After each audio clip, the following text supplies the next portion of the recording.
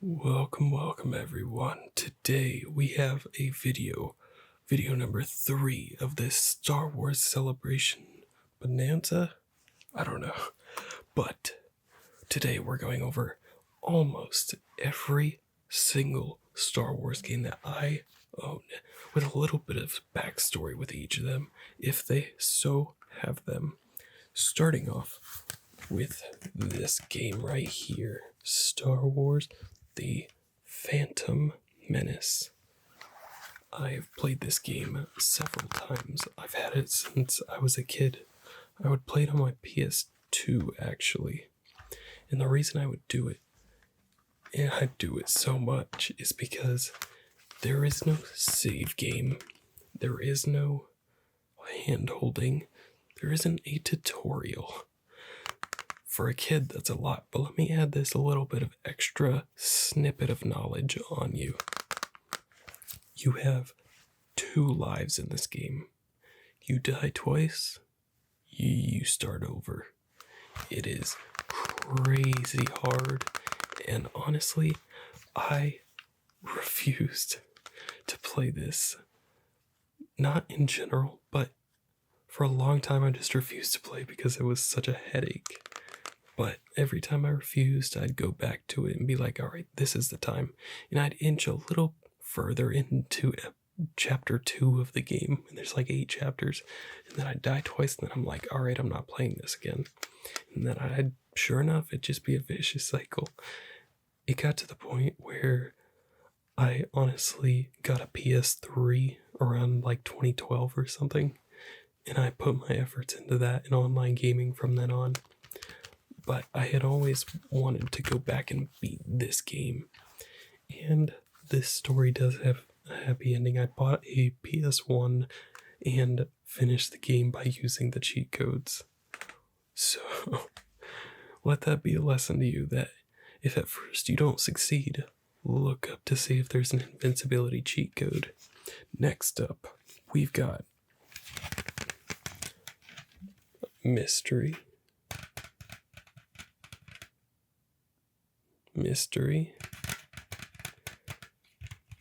This is Star Wars Episode 1, Jedi Battles. I am going to be brief with this one because honestly I've never played it. It looked really cool when I bought it, and I just haven't gotten around to playing it. I've been doing other things, but it does look like a very fun game, a little Jedi on Sith action, just fighting each other. Those types of games are always fun for a little bit. And I say for a little bit out of experience. Next to one of the greatest Star Wars games ever. Wow. I didn't even mean to do that. It says, fight more of the greatest Star Wars battles any way you want.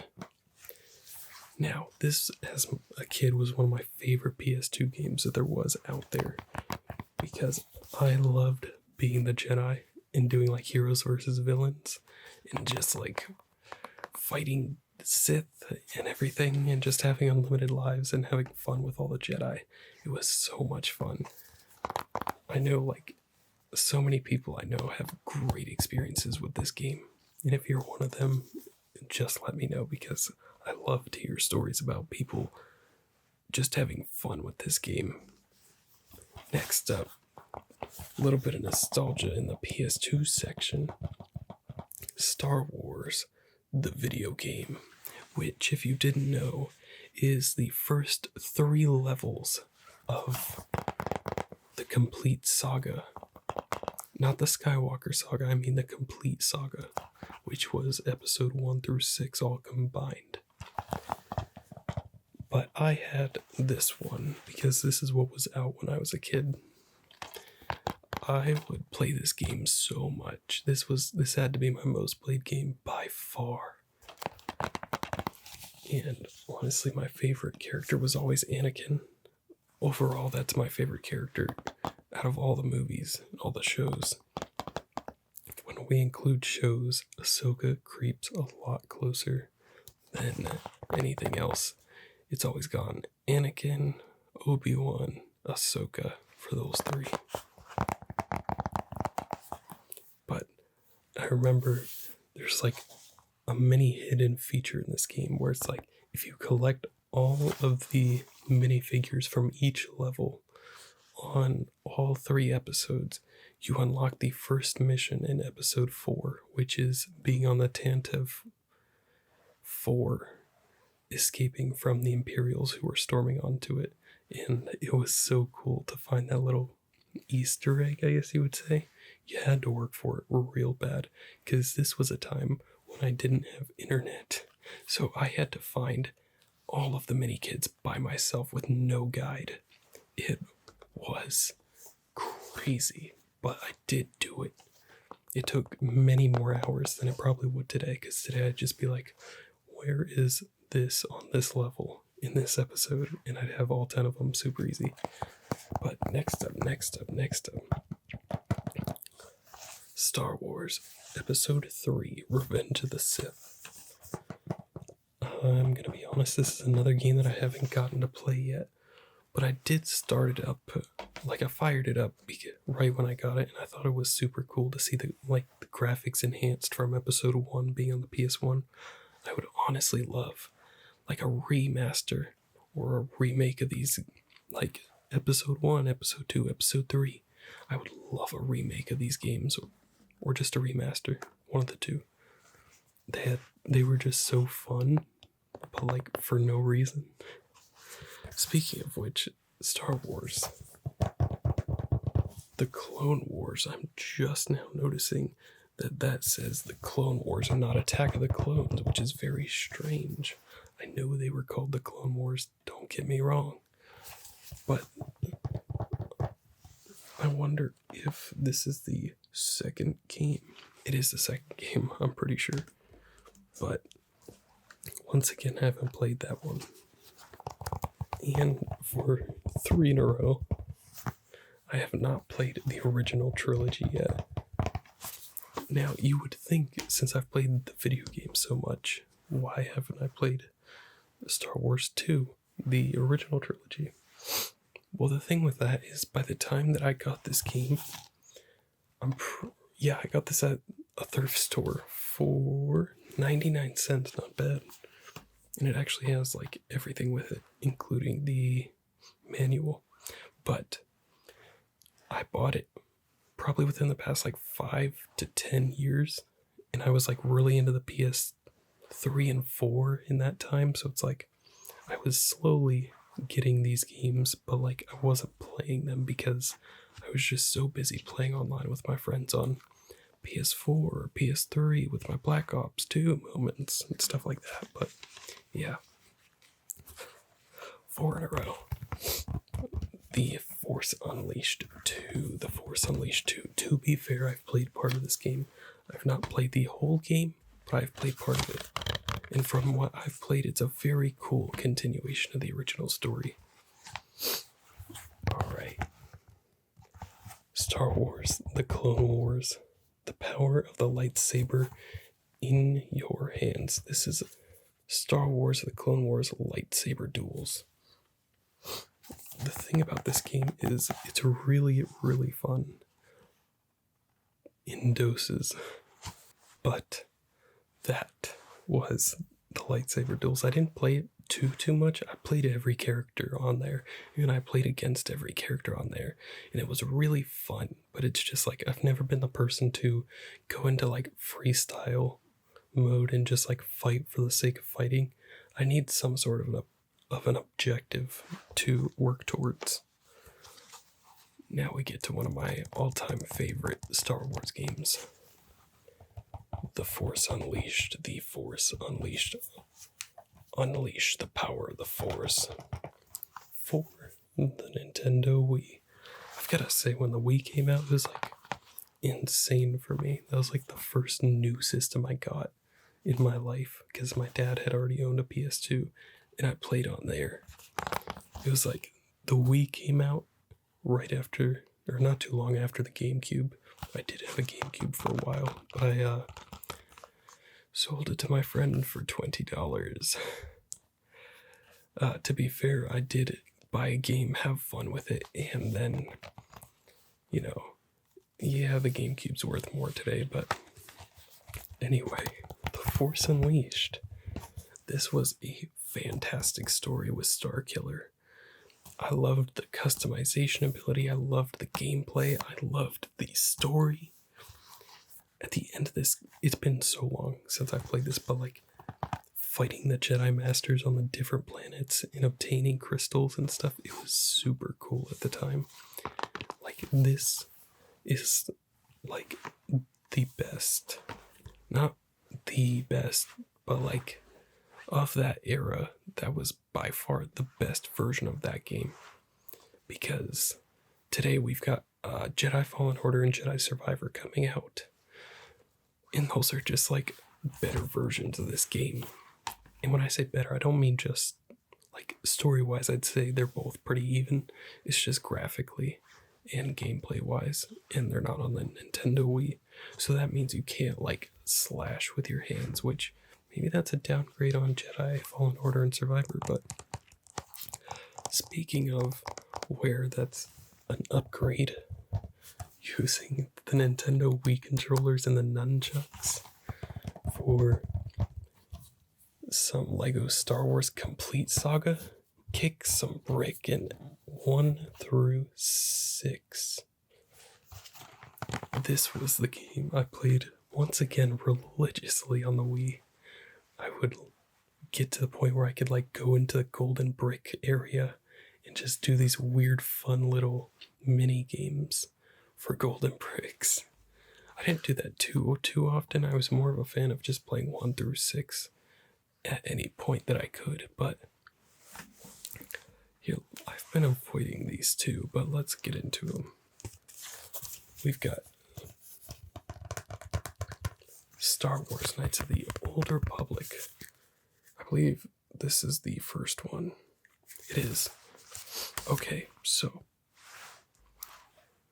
Knights of the Old Republic is a really fun game, but I've never been one of those people that I like to button mash. So this type of game where you have to like strategically pick and choose in real time, it's just like, it was never for me. Now, to be fair, I'm getting out of that. I played through Persona 5 so many times, and Persona 5 Royale, so I'm getting there. And I really do want to play Knights of the Old Republic because I like Revan, and I like Bastila Lashan, and I like all the other Old Republic characters that come with this, but those are the main two for me. Top 3 relationship in Star Wars, I'm going to say Bastila and Revan for me. Now we get to a game I have not played at all because it wouldn't work when I tried to open it on Steam. This is Star Wars Empire at War. And if you're wondering what kind of game this is, I believe it's where you like build up your army. If you've ever played Age of Empire, it's a lot like that from what I've seen. It looks like a super fun game, but like I said, over on Steam it just wouldn't launch without crashing, so I never got to play it. Or maybe I'm thinking Galactic Battlegrounds. My bad. But it's definitely a game that I'm interested in getting into. Now, if I do, this is an idea I'm just having, if I put it into like, what are they called? VPN? Basically the virtual system, not a virtual private network, like an actual virtual box, use VirtualBox to create a computer that can like actually play this game. I've done that before with Yoda Stories, which I'm just remembering I don't have over here. So this is almost all of my Star Wars games. To be fair, a lot of them are on Steam or digital version on PS4. But if I did that, I could play this game finally. Alright, we get into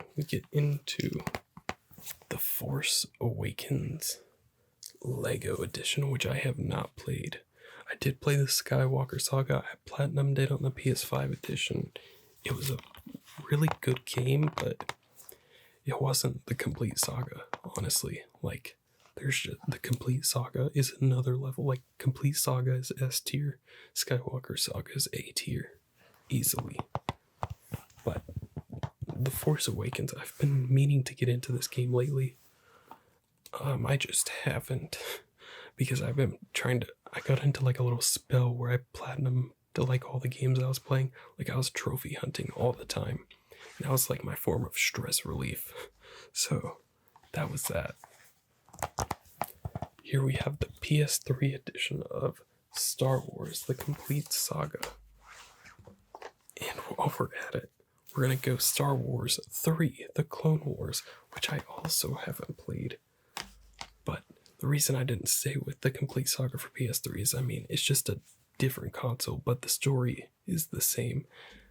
The PS3 edition I haven't played a whole lot, but my problem is like I mentioned in yesterday's video, the complete saga was going off of PlayStation Plus. So I'm like, how am I gonna play this? Because it was only available through stream through the PS3 through PS Plus. So I was just like, if I find it, I'm gonna buy it. And I finally found it. Once again, we have the PS4 edition of The Force Awakens. I remember the first time I got this game, I didn't play it per se. I booted it up, but I didn't play it. But I got it from my local library, because I guess libraries carry video games now. That's just a thing that happens. Why? I don't know. Alright, here's my hot take of the video. Star Wars Battlefront for the PS4 was not that bad of a game. If, before you hit that dislike, alright, hear me out while I'm nerding out, okay? The space battles in this game were very fun. I'm not gonna say the rest of it was perfect. I'm not even gonna say the rest of it was good. But the space battles were fun. And that's really the only game mode I played, because I was like an ace pilot that just like destroyed people. And then we get into our final physical copy that I own, Battlefront 2 for the PS4, the new edition, which at launch wasn't like a fantastic game. And then there were those problems with the whole pay to win kind of thing, or the lottery system. The loot boxes is what was like a big thing like 5 years ago, to the point where UK banned them. But the story for this, I remember it being super fun, and I actually just played it the other day, and I had a lot of fun on it. As long as it's not Supremacy. Supremacy is way too big for me. I have not played like a shooter game in a long time, so I did not enjoy that. I went like 1 in 10. I was terrible.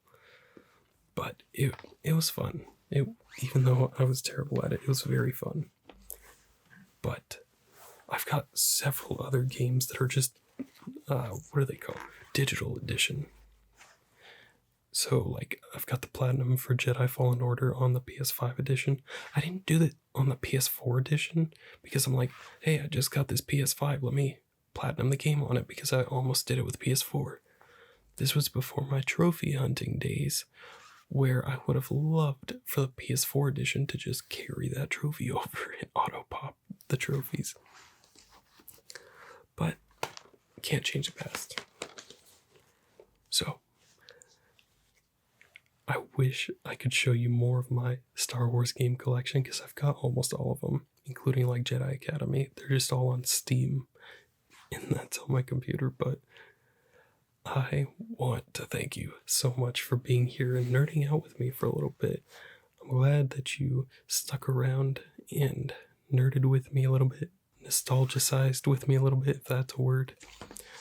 But yeah, Star Wars is just a super cool thing that I'm so glad that we all have in common, or at least most of us.